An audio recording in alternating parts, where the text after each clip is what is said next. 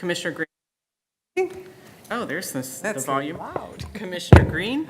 Here. Commissioner Ocon. Here. Commissioner Perkins. Here. And Commissioner Zuber is here. All right, thank you very much for that. We last met on April 1st. Boy, this is really loud here. I'd like to move that we approve the minutes from April 1st. I got a motion to approve the minutes of April 1st by Commissioner Zuber and support by Commissioner Bennett. Voice vote, all in favor say aye. Aye. Aye. Any opposed? All right. We have an agenda tonight consisting of 2 items, 1 public hearing and 1 site plan. Any late additions from staff? No, sir. Anything from the commission? None, seeing none? I move to approve the agenda. Support. Okay, we have a motion to approve tonight's agenda by Commissioner Zuber and support by Commissioner Engel? Was that who I was? All in favor say aye. Aye. Any opposed? All right, the first agenda item tonight is a public hearing. And it's called that because this is an opportunity for the public to actually make comments and have questions for the township and for the project sponsors. So with that said, we have the Park Creek of Canton final PDD and preliminary site plan. Jeff, could you tell us more of the property located at Geddes and Beck Road? Yes, you actually have 2 things on this first item. The first is the public hearing for the plan development for the final approval of that, and then you also have the preliminary approval of the site plan before you tonight, so you have a pretty detailed plan. The applicant proposes to locate 75 site condos and 91 detached condos for a total of 166 units on approximately 89 acres just south of the Charing Cross development at the corner of Beck and Geddes Road. The preliminary approval of the plan development was granted by the Township Board on March 26th.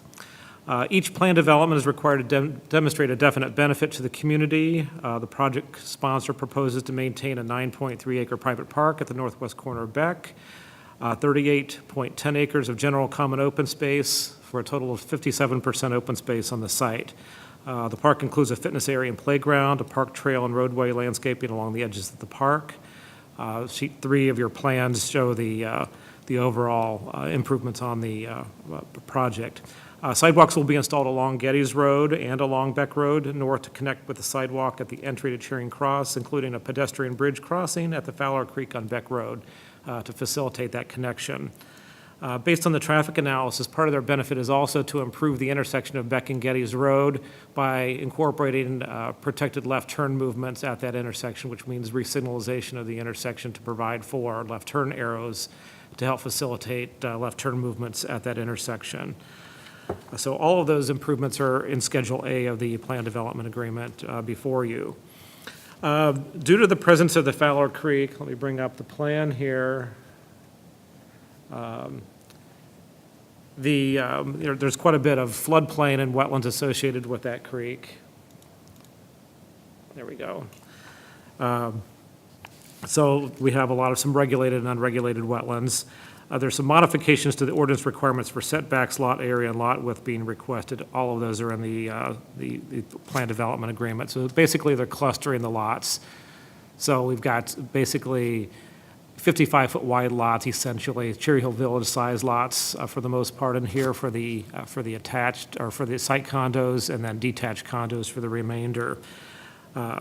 So there's minor encroachments into the 25-foot wetland buffer. I think they're trying to minimize encroachment into the buffer at all, but there are a couple places where the detention pond and some of the edges of the development get into the 25-foot wetland buffer a little bit. And we're going to basically defer to the MDEQ on that as part of their wetland permit. They'll determine how much of that needs to be mitigated and how close they can get to those regulated wetland areas. The concept plan also shows colored elevations of the housing product for this development. The ordinance allows some modification to the 50% brick requirement. They have generally arts and crafts style homes in here. If you remember, the Planning Commission at the last meeting looked at some architectural guidelines for these homes that require certain roofline elements, certain window elements, and certain base requirements to make sure that those are appropriate to the Craftsman farmhouse style.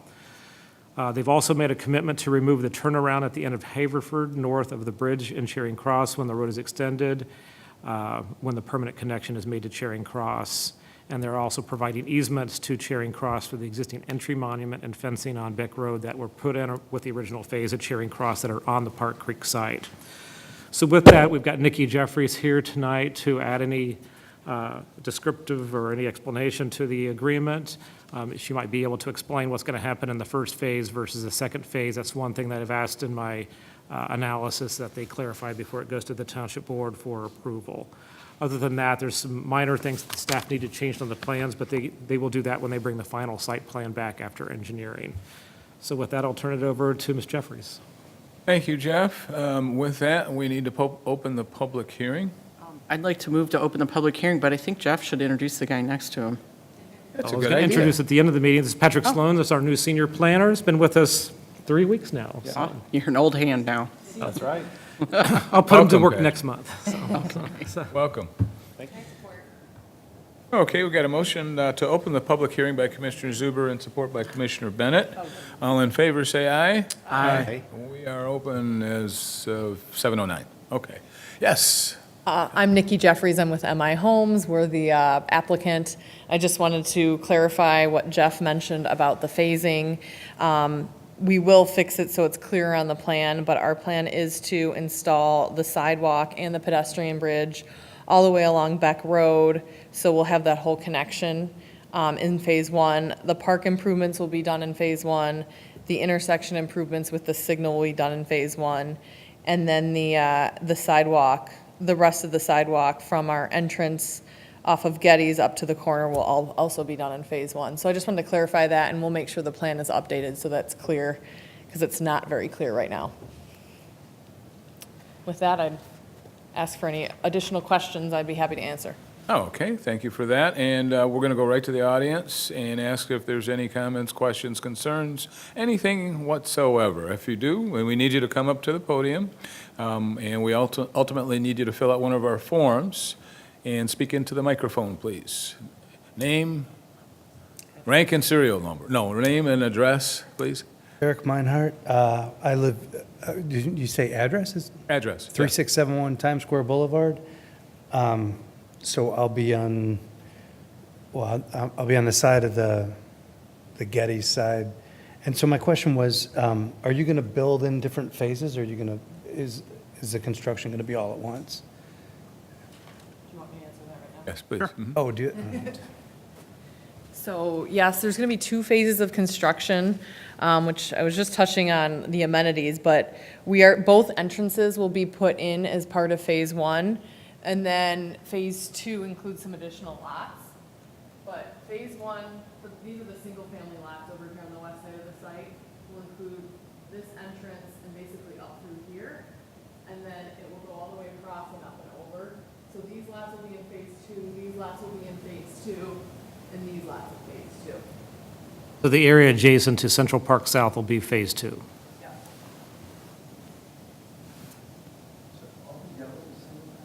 Yep. And what's the brown one? The brown are active adult ranches, so they're not on lots. Okay, It's so like a reverse condo. We reversed from the original plan. If you guys were here, I think it was January. Yeah. This was a request that the planning commission had to reverse so that we have single family kind of backing up to single family. And then as you go through the site and go up to Charing Cross, you're driving through the single family and then putting the active adult ranches over towards the east as a transition to the multifamily. All right, thank you. Thank you for your comment. Anyone else? Move to close the public hearing. Support. You'll let me make all the motions tonight? Oh, Like every night. That's your We have job. a motion to close the public hearing by, oh, wait a minute. Hold Cindy on. Schmura, 3671 Times Square Boulevard, same house. What was discussed about the elevations? Because last time it sounded very Cherry Hillish, and then there was a request for more brick to match all of us in Charing Cross and Central Park. Well, Okay, can you- as I mentioned in the presentation, these are kind of farmhouse-style homes. So they have to put a brick base on the house. and they have to add additional window and roof line details to be more consistent with the Craftsman bungalow farmhouse-style buildings. But the Planning Commission did grant the modification to the 50% brick requirement. So they'll be Cherry Hill Village-like, so. Jeff, for like 10 seconds, can you put up the elevations?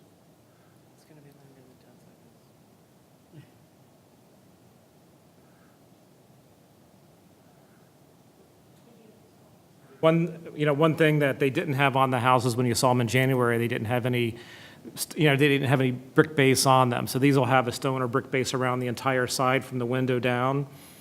And then they'll have to do full return cornices. See, this shows a box cornice out there, so they'll have to do a standard return cornice. And the detail, when the window heads and the window details will have to be consistent with the architectural style. Okay. We professionals call that a pork chop, A what? Pork chop. a pork chop return. I've never heard that term. Okay, so we have a motion to close the public hearing by Commissioner Zuber and support by Commissioner Perkins. All in favor, say aye. Aye. Any opposed? All right, hearing none, seeing none, let's move on. Anything from the commission on these? We've kind of gone over these a lot. I've talked to our resident architect over here, and she's real happy with the elevations.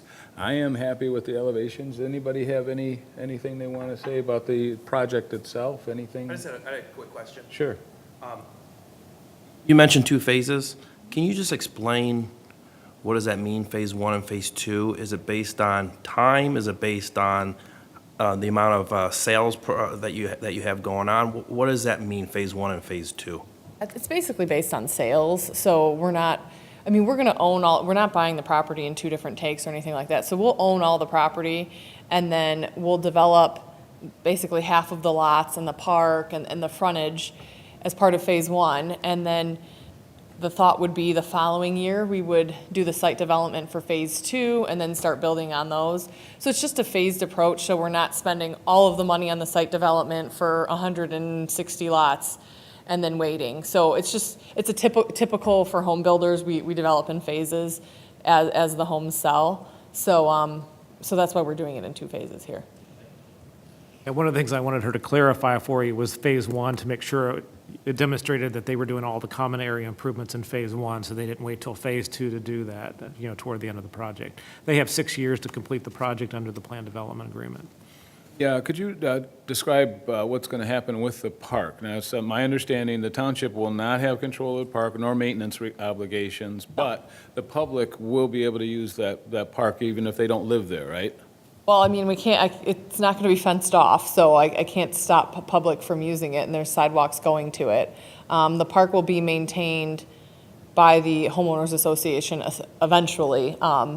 We will be building the amenities on the park now as part of phase 1. There's a play structure going in, and then a little parking lot, and a fitness court, along with some trailways, et cetera. So that will all be built as part of phase 1, and like I said, maintained then by the HOA, not city, no requirements of the city to maintain it or anything like that. Jeff, initially, this was going to be donated to the township as a pocket park. What happened with that? Well, it was going to be developed more as a neighborhood park, and part of that is we made a trade-off between getting the intersection improvements versus them building a bathroom and other public facilities that we would need then to make it a public park. For it to be a public park, we need a bathroom facility and other amenities there, probably more parking and other elements in order to make it, publicly, to make it, maintainable as a public park. So they went back and reevaluated the cost of that. So we're still getting the benefit of park space there. It does benefit directly, it does benefit the residents who will be buying as condo owners in here, but it also benefits the community as keeping that whole corner open and green.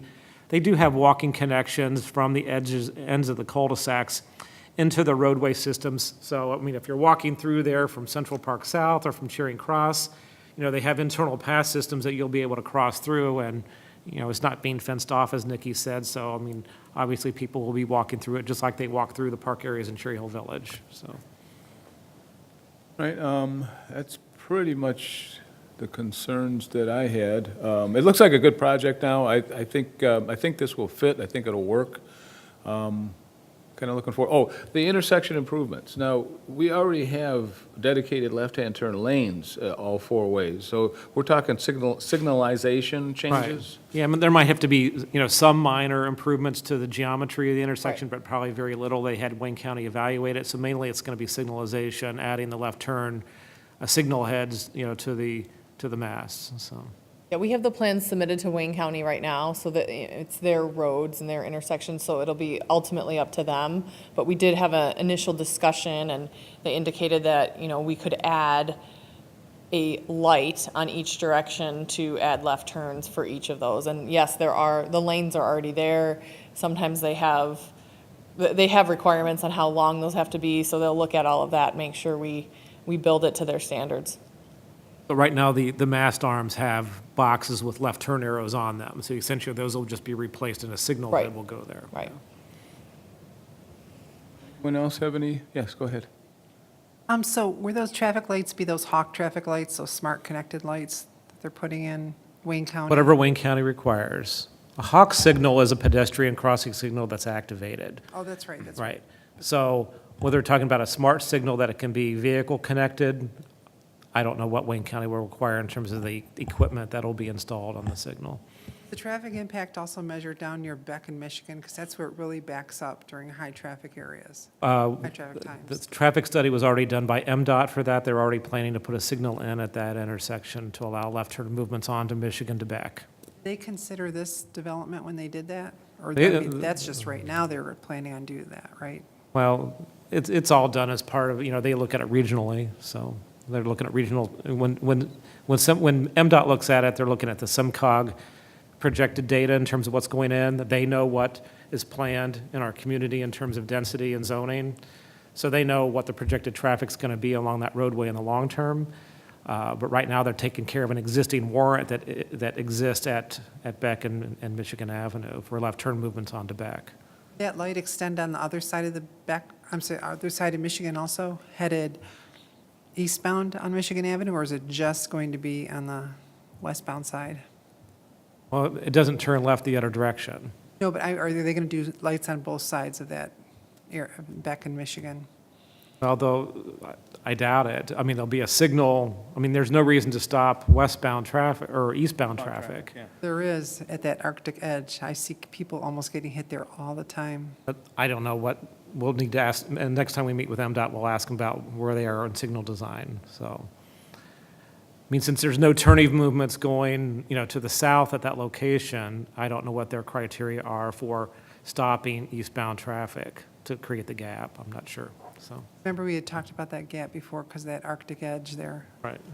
So. Also, in terms of, I know we're having a public hearing, but we also going to meet with neighbors? Are you meeting with neighbors at all, just for a little bit? Yes, we definitely plan on it. Now that we have a more in-depth plan, I actually have already been in contact with Charing Cross, and I will talk with Central Park as well.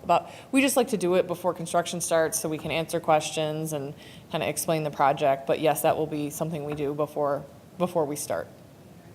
Cost of the homes? I don't know if we ever talked about that. Yeah, I think might have talked about it, but we would be looking like low to mid, like low 300s, starting in the low 300s and going up to the mid 300s here. For both units? The active adult might start a little bit less than that, but they have even though they're smaller square footage, they're not really smaller in footprint. So because they're ranches, so they typically they're not much cheaper or anything than the single family. So the average per square foot cost, you're in the $180 per square foot? Yeah, yeah. Okay. Yeah, we did a kind of a study of the other homes in the area, and we would be on the higher, we would be looking at, 170 to 185, 190 per square foot here for our new homes. And looking at an average around there, we're actually above the other homes. Like, it was about 141 square foot average for the other neighborhoods around us, which is typical with new construction. And Some did of you- our 88, sorry, go ahead. I'm just wondering, if some of our ADA residents wanted one of these, I mean, would they have to get with you before you built your models? So they have, Not before we build our models. The ADA requirement, we can build any of these homes as ADA compliant. Typically, we'd want them, when they sign the contract, that's when they would tell us, and we would make sure it met all of those criteria. So are you offering this without, the ranches without basements, if they want one without a basement? We've talked, we certainly can. You don't see a lot of interest in no basement in the state, but we can do that. Yeah, we're seeing a few in Grandview where they're building them without basements. We have to take in grading between homes where you don't do a basement changes dramatically, because the grade for something that's done on slab is a lot lower, and then if you're building up the house next door with a basement, then you've got a differential in grades between finished floor elevations, and then they have to take the grading plan into consideration when they do that to make sure that they get grades that work front to back, basically. So. Even with a basement on one of the ranches, though, I mean, the master bedroom and everything someone would need is on that main floor. So it's not, even if they had a basement, they could still, somebody in a wheelchair could still get around one of You those. might have to ramp the garage or Right, something. right. Yeah. To interrupt, the ADA does not require that any single-family home be accessible. So if somebody wants an accessible unit, it's going to be specific, their accessibility requirements are going to be specific to them. There's no such thing as the ADA for a single-family home. So it's not, so somebody may need some accessible accommodations, but they would be very specific to what their disabilities or abilities are. So just wanted to clarify, there's nothing about the ADA. We have a lot of homes that we have certain requests, like, either wider doorways or cabinets that are shorter. I mean, it depends on Ramp the bars, individual. yeah. Yeah. But we can accommodate any of those requests. It's just done at the planning stage. Can I ask a question about the traffic flow at the two entrances? Back road, it looks like things are handled in the way that you've got a right turn decel lane going south, and then you're adjacent, or you're across the street from the other entrance, so you have some room to go around someone who was trying to go north and have a left-hand turn. Because traffic is picking up now, especially, coming home at night on Back Road and Getty's. On the Getty's entrance, is there a decel lane going west? Yes, there's decel lanes, and there's actually, I believe that our traffic study recommended left-hand turn lanes to be added at both, off of Getty's and back for both entrances, so that's happening for both. Okay. Yeah, So- they'll have to tie in with the decel lane to Central Park South. So they'll probably have to extend that right-hand turn lane that approaches Central Park South. They'll have to probably extend that all the way over to their entrance. And then will there be any allowances to the south for traffic to go around left-hand turn? Yeah, because we or have is to just put. that one lane? No, we'll have a left-hand turn, a dedicated left-hand turn lane or a decel lane. I can't remember exactly, but either Bypass someone lane, will yeah. be able to have a dedicated lane or the passing lane in both instances. Both cases, Someone will be okay. able to get around. Yeah, that's a And good that will be permitted through Wayne County as well, but there won't be a stopping traffic because of somebody turning left at either entrance. And all of those things were warranted in their traffic analysis. Right. Okay, all right, thank you very. Anyone else have anything? I just want to thank you, Nikki, for working with us on all these concerns that we had, especially about the elevations. Yeah, well, it's very helpful that that you're on the board and you're on the planning commission and you're an architect. That's not the case in a lot of communities, and Yes, we're very fortunate. yeah, there's not always a lot of help, with some communities have an architect on staff or a consultant, but typically not. So then it's not easy. So we appreciate it as well. Okay. Go ahead. Sure. Oh, no, go ahead. Don't fight over it. All right, I move to recommend final approval of the Park Creek Plan Development and Preliminary Site Plan on tax parcel numbers 11699-0002-710 and 116-99-0002-711 as provided in the Plan Development Agreement and Site Plan documents, subject to clarification of the areas and improvements which are included in Phase 1. Second. And a motion by Commissioner Bennett and support by Commissioner Okan. Any further discussion on the motion? Hearing none, seeing none. Commissioner Zuber, would you call the vote, please? Commissioner Okan? Yes. Commissioner Bennett? Yes. Commissioner Perkins? Yes. Commissioner Acharya? Yes? Commissioner Graham Hudak? Yes? Commissioner Engel? Yes. Commissioner Zuber, yes, and Chairman Green. It's a yes from me. Right.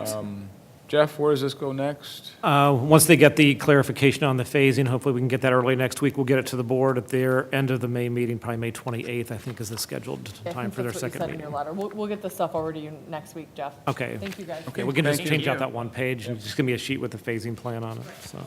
Okay, thank you. I am so glad these packets are paperless. It's 120 sheets. You should be glad. I am. Our next agenda item is the site plan, the TNT Fireworks. We're considering a seasonal sales permit of property located on south of Ford Road, east of Canton Center. Jeff, could you tell us more? Yes, this is kind of a redo of last year's seasonal sales permit. TNT Fireworks is proposed to go in the parking lot, kind of behind what's now Spoon's Restaurant, Chase Bank and TCF Bank there in the corner of the parking lot that didn't used to have a lot of people parking in it, but now there's a lot of people parking in there all of a sudden, I think because of the restaurant usage there.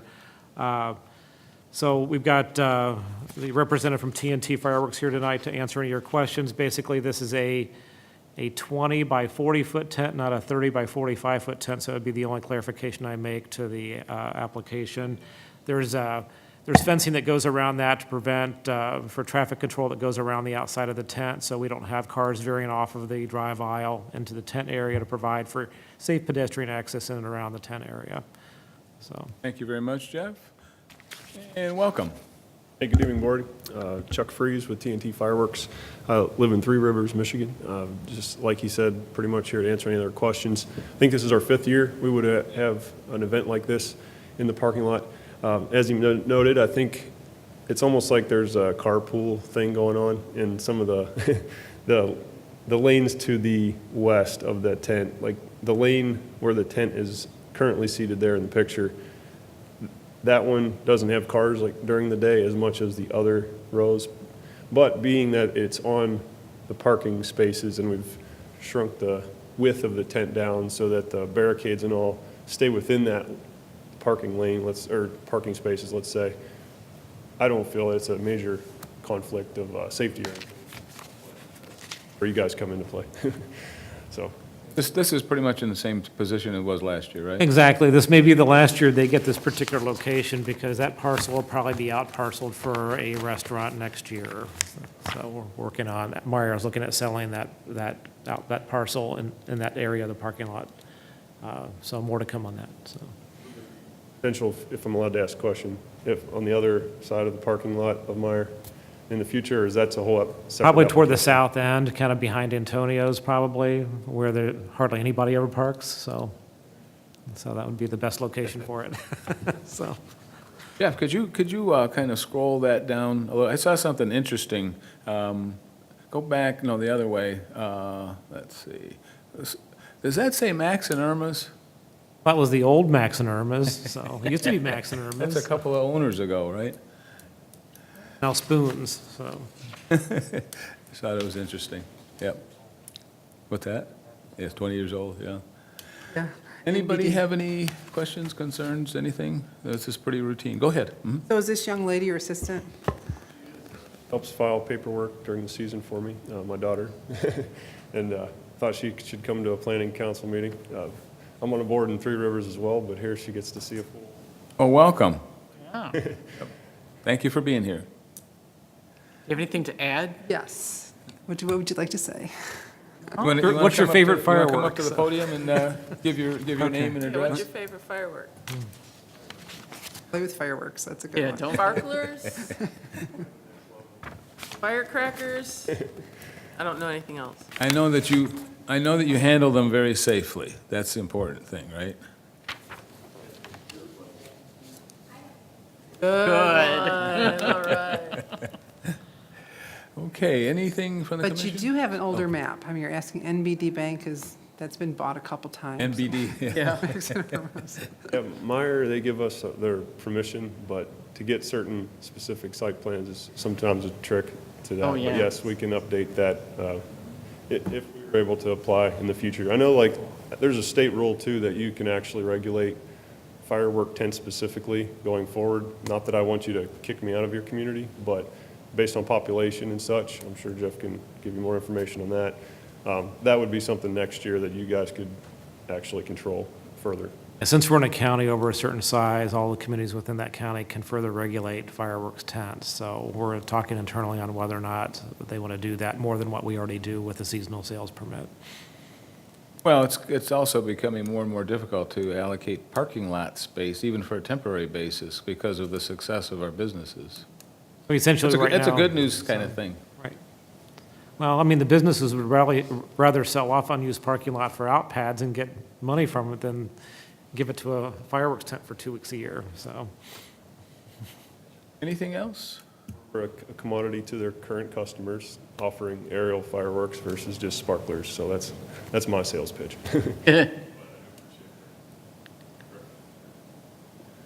Okay, I'd like to make a motion. then do so.